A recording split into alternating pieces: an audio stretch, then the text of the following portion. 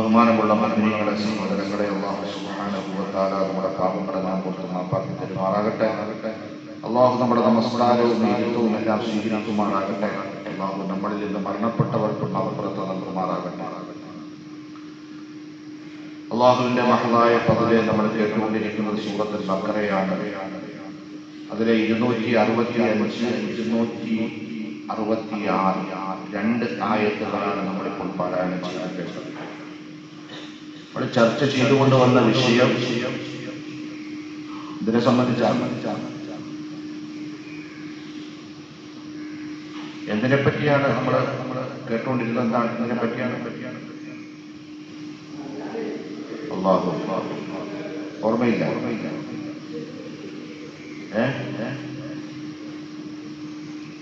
അള്ളാഹുവിന്റെ മാർഗത്തിൽ സമ്പത്ത് ചെലവഴിക്കുന്നതിന്റെ രണ്ട് കാര്യങ്ങൾ. അള്ളാഹുവിന്റെ മാർഗത്തിലുള്ള സമ്പത്തിന്റെ ചിലവഴിക്കുന്നതിന് അള്ളാഹു പ്രതിഫലങ്ങൾ ഇരട്ടിയാക്കി തരുമെന്ന് പറഞ്ഞു. അതിന്റെ ഉദാഹരണങ്ങൾ പറഞ്ഞു. അതുപോലെ തന്നെ സമ്പത്ത് ചിലവഴിക്കുന്നതിന്റെ പ്രതിഫലത്തിനെ നശിപ്പിച്ചു കളയുന്നത്, അത് എടുത്തു പറയുക, കൊടുത്തവരുടെ പിന്നാലെ ഉപദ്രവിച്ചുകൊണ്ട് നടക്കുന്നു.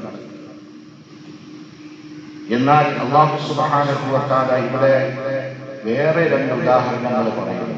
അഥവാ അള്ളാഹുവിന്റെ തൃപ്തിക്കും അവന്റെ പൊരുത്തത്തിനും മാത്രം ആഗ്രഹിച്ചുകൊണ്ട്, അള്ളാഹുവിന്റെ പ്രീതി മാത്രം ആഗ്രഹിച്ചുകൊണ്ട് ഒരാൾ ഒരാളുടെ സമ്പത്ത് ചെലവഴിക്കുകയാണ്.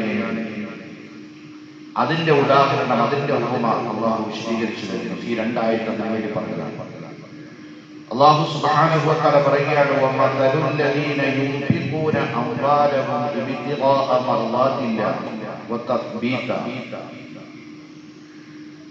തികഞ്ഞ നിശ്ചയദാർഢ്യത്തോടെയും അതേപോലെ തന്നെ അള്ളാഹുവിന്റെ തൃപ്തിയും പൊരുത്തവും മാത്രം ആഗ്രഹിച്ചുകൊണ്ട്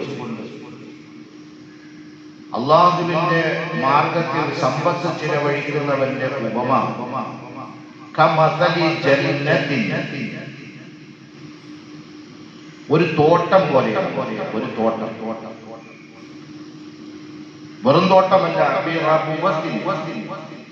വളരെ ഉയർന്ന പ്രദേശത്തിലുള്ള, ഹൈറേഞ്ച് ഒക്കെ എന്ന് പറയുമല്ലോ, ഉയർന്ന പ്രദേശത്തിലുള്ള ഒരു തോട്ടം പോലെയാണ്.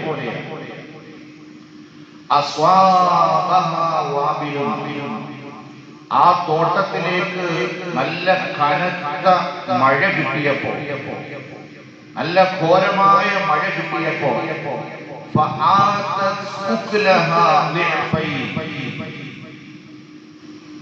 ആ തോട്ടത്തിൽ നിന്ന് വിവിധങ്ങളായ ഇരട്ടി വിളകൾ ആ തോട്ടം അവന് സമ്മാനിക്കുകയുണ്ടായി, അവന് നൽകുകയുണ്ടായി.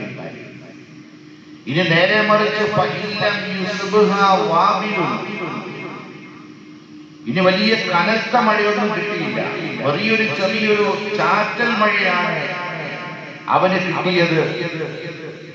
കനത്ത മഴയൊന്നും കിട്ടിയില്ല, ചെറിയൊരു ചാറ്റൽ മഴയാണ് ആ തോട്ടത്തിലേക്ക് അവന് ലഭിക്കുന്നതെങ്കിൽ അള്ളാഹു പറയുകയാണ്, അതും അവന് മതിയാവുന്നതാണ്. അവന്റെ തോട്ടം നല്ല ഫലമുണ്ടാവുകയും അവന് ഇരട്ടി ഫലങ്ങൾ അവന് പ്രദാനം ചെയ്യുകയും ചെയ്യുന്നതാണ്. ഇതേപോലെയാണ് അള്ളാഹുവിന്റെ തൃപ്തിയെ മാത്രം കരുതിക്കൊണ്ട് ആരെങ്കിലും അള്ളാഹുവിന്റെ വഴിയിൽ സമ്പത്ത് ചിലവഴിക്കുകയാണ് എങ്കിൽ അവർക്ക് ലഭിക്കാതിരിക്കുന്നത് ഇരട്ടി പ്രതിഫലമാണ്. വല്ലാഹു ബിമാ തഅമലൂന ബസീർ. അള്ളാഹു നിങ്ങളുടെ പ്രവർത്തനങ്ങളെ മുഴുവനും കണ്ടുകൊണ്ടിരിക്കുകയാണ്. അള്ളാഹുവിന്റെ നോട്ടത്തിന് കീഴിലാണ് നിങ്ങളുടെ സകല പ്രവർത്തനങ്ങൾ.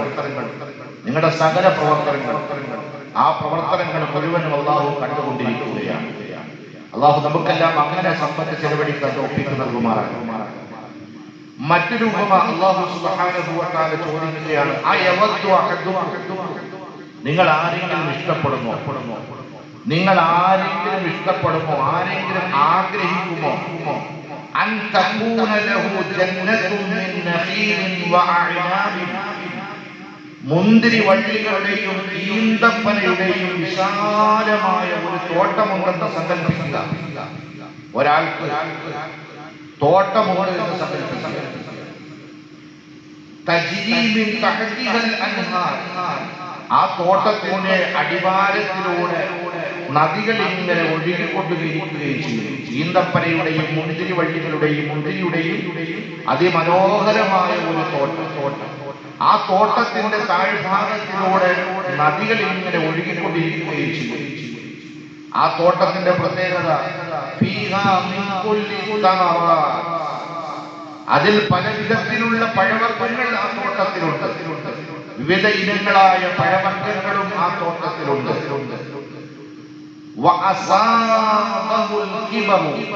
ആ തോട്ടത്തിന്റെ ഉടമസ്ഥനാകട്ടെ വന്യവയോധികനായി, വൃദ്ധനായി, വയോധികനായി തീരുകയും ചെയ്തിരിക്കുന്നു, വാർദ്ധക്യത്തിൽ എത്തുകയും ചെയ്തിരിക്കുന്നു.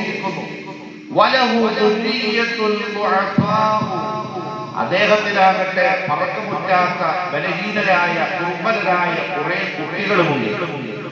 അഥവാ അനന്തരാവകാശികളായിട്ട്, അയാളുടെ സമ്പത്ത് അനന്തരമെടുക്കുന്ന അവകാശികളായിട്ട് ദുർബലരായ എന്ന് പറഞ്ഞാൽ ഉയർന്ന വളർന്ന വലുതവരായ കൊച്ചു കുട്ടികൾ, കൊച്ചു കുറെ കുട്ടികളുമുണ്ട്. നോക്കണേ, വയോവൃദ്ധനായ ഒരു മനുഷ്യന്റെ അതിമനോഹരമായ സമ്പൽ സമൃദ്ധമായ ഒരു തോട്ടം. ആ തോട്ടത്തിന്റെ ഉടമസ്ഥനായ വയോവൃദ്ധനായ മനുഷ്യന് ബലഹീനരായ കുറച്ച് കുട്ടികളുമുണ്ട്. അങ്ങനെ ഇരിക്കുമ്പോഴാണ് പെട്ടെന്ന്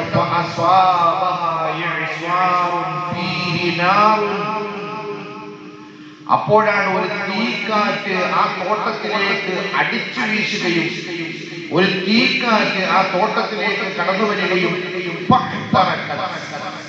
ആ തോട്ടത്തിന്റെ പല വർഗങ്ങളെ, പല ഫലങ്ങളെ മുഴുവനും അത് കരിച്ചു കളയുകയും.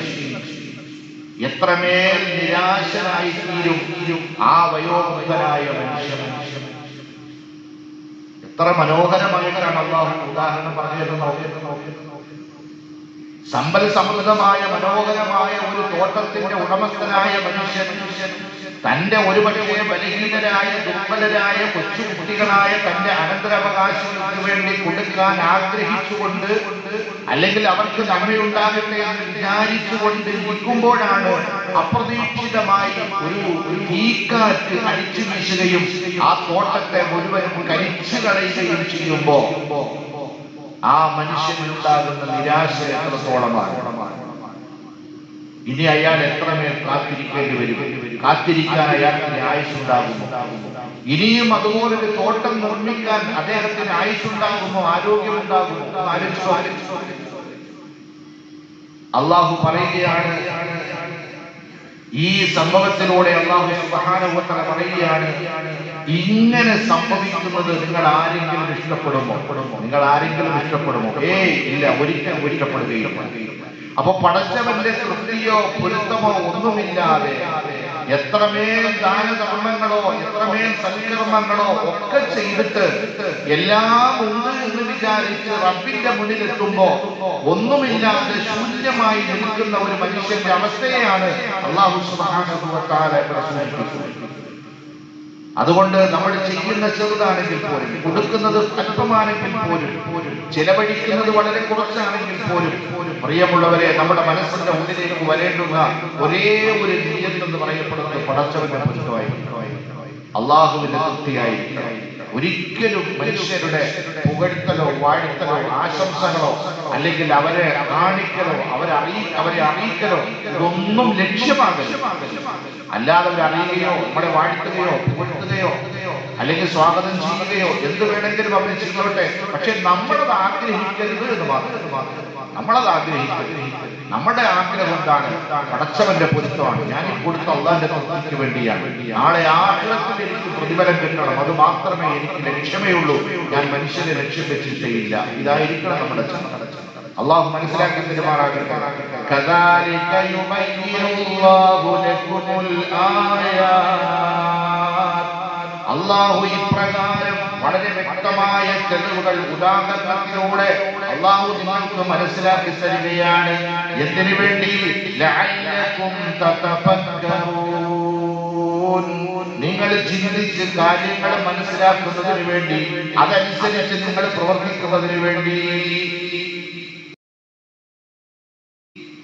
ഒരിക്കൽ മഹാനായ ഉമർ ബിൻ ഖത്താബ് റളിയല്ലാഹു തആല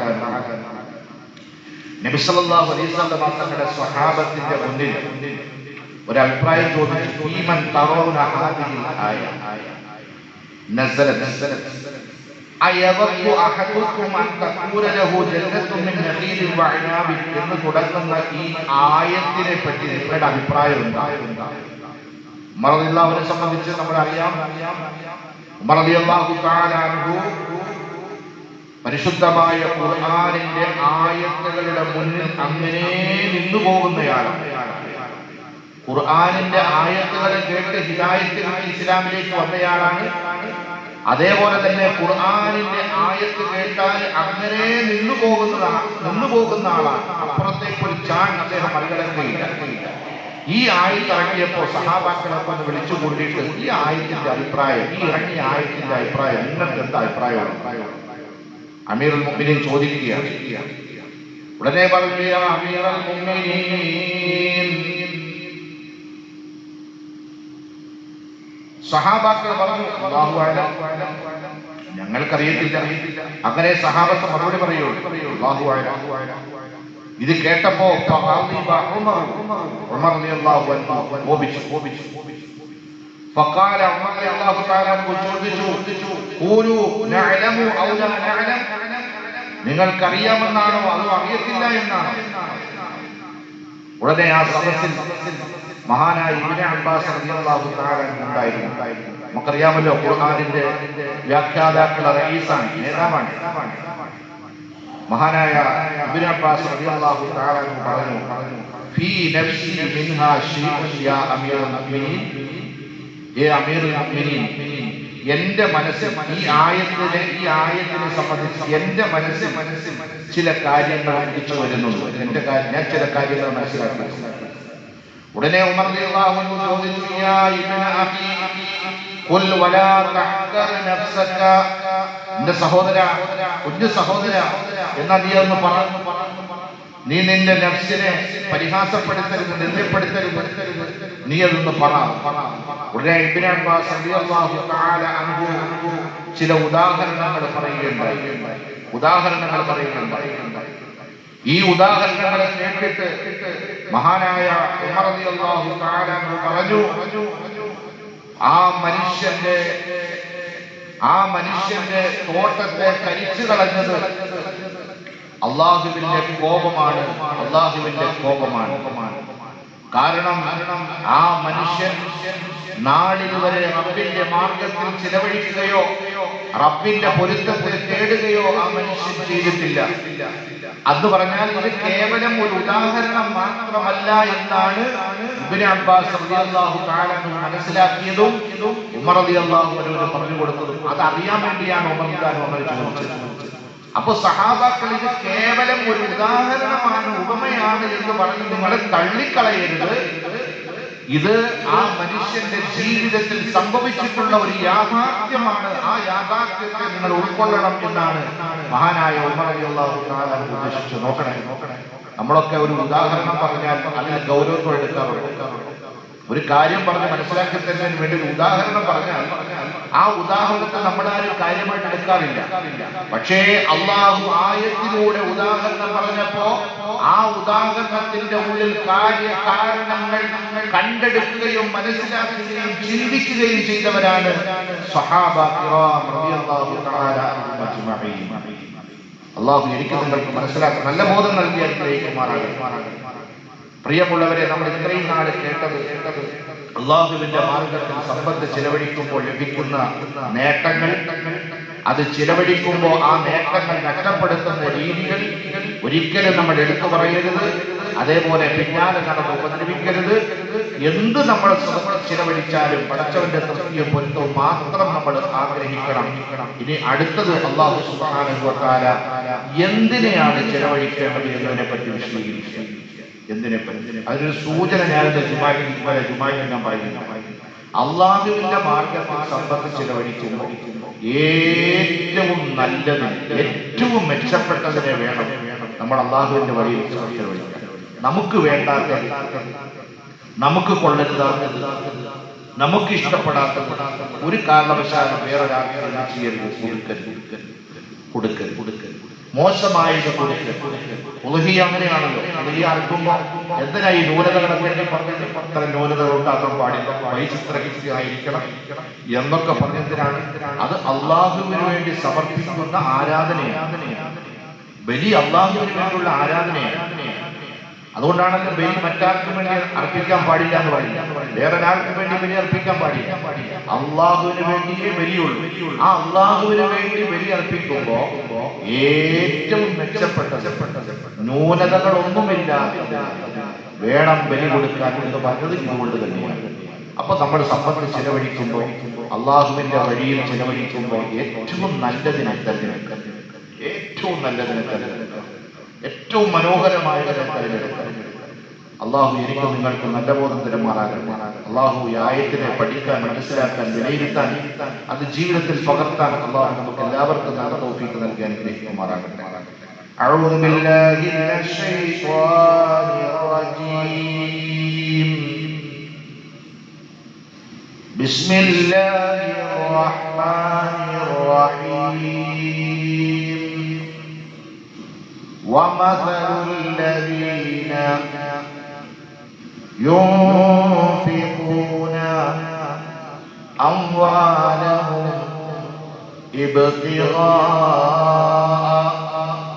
مرضات الله وتثبيتا من أنفسهم كمثل جنة بربوة أصابها وابل فآتت أكلها ضعفين فإن لم يصبها وابل فطل والله بما تعملون بصير.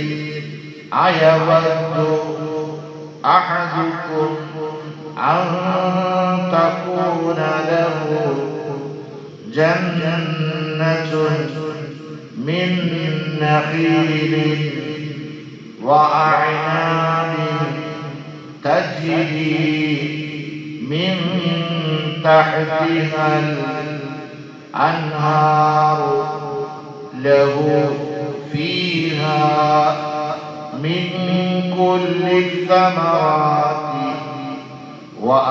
وأصابها الكبر وله ذرية ضعفاء فأصابها إعصار فيه نار فاحترقت كذلك يبين الله لكم الآيات لعلكم تتفكرون. بارك الله لنا ولكم في القرآن العظيم ونفعنا وإياكم بالآيات والذكر الحكيم. سبحانك اللهم وبحمدك أشهد أن لا إله إلا أنت أستغفرك وأتوب إليك. اللهم علمنا مراشد أمورنا وأعذنا من شرور